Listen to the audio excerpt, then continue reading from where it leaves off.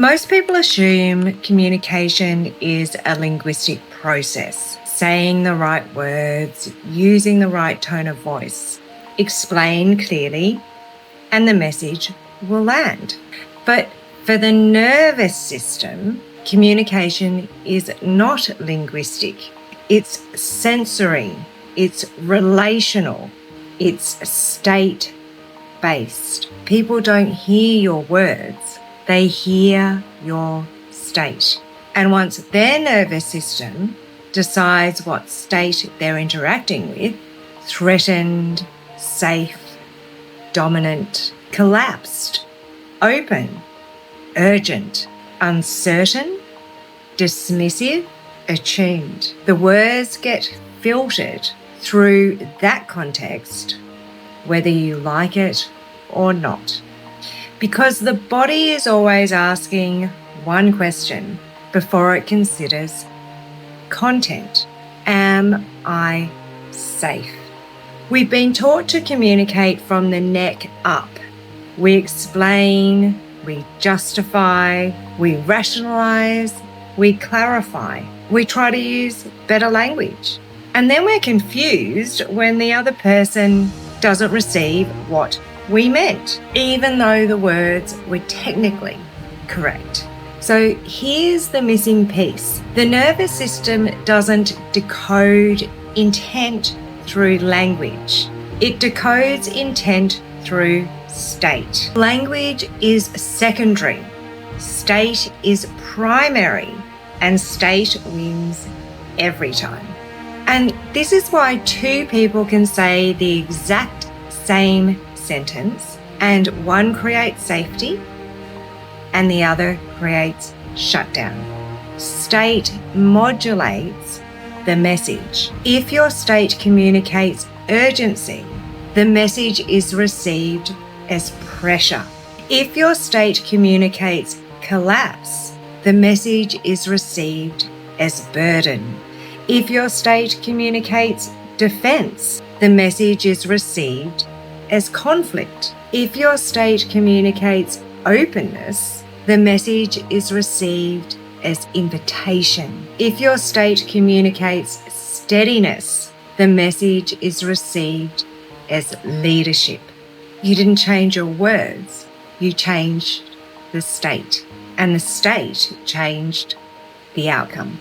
This is where most communication breakdowns get misdiagnosed. People assume the problem is not enough clarity, not enough detail, not enough context, not enough explanation, not enough time, not enough language. But if the state has already been interpreted as unsafe, none of that matters. Once the nervous system moves into protection, it doesn't care about clarity or your good intentions. People who struggle the most with this are not unaware or unskilled.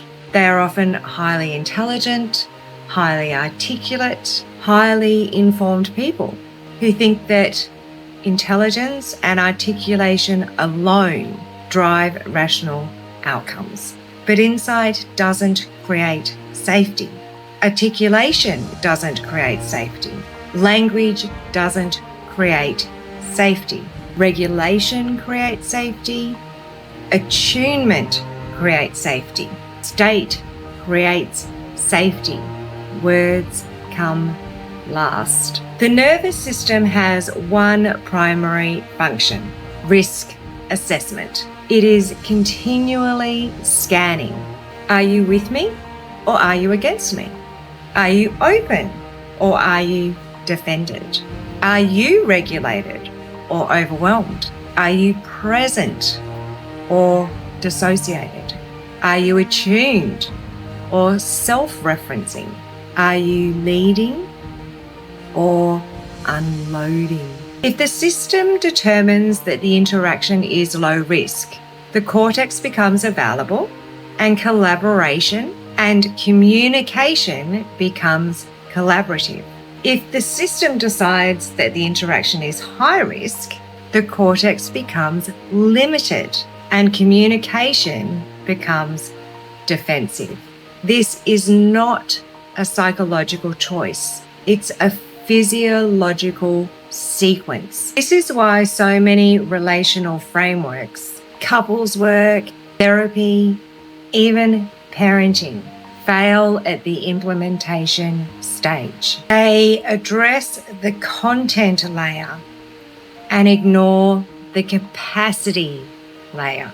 But without capacity, content can't land. Without regulation, communication collapses into protection. Without attunement, communication becomes noise. Content becomes available only after safety is established. One of the most important realizations in this space is that state is not internal. State is transmissible. If your system is dysregulated, pressured, collapsed, urgent, or overactivated, the other person's system will attune to that before they attune to your words. People don't mirror content, they mirror state. And this is why leaders who are cognitively clear but somatically chaotic create teams that are confused. It's why parents who speak calmly but communicate urgency through their bodies raise children who live in sympathetic activation. It's why coaches who say, take your time, while holding urgency in their nervous system, unconsciously cue speed. The state overrides the script. The most powerful communicators don't start with strategy. They start with state. They regulate before they speak. They attune before they intervene. They orient before they direct. They maintain differentiation while staying rational. And this is why what they say lands. It's not because it's clever, because the nervous system on the receiving end feels safe enough to hear it. The skill we were never taught is not how to speak better. It's how to lead state in real time. Leading state means staying regulated while the other person escalates, staying oriented while the other person dissociates, staying paced while the other person accelerates, staying spacious while the other person collapses, staying attuned while the other person protects. That's communication. Everything else is just vocabulary.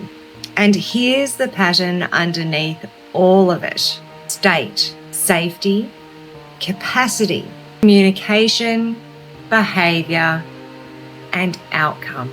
Most people try to enter at communication or behavior, but without state and without safety, there is no capacity. Without capacity, the system defaults to protection, and protection always outruns intention. If you want to test this in your own life, try one thing.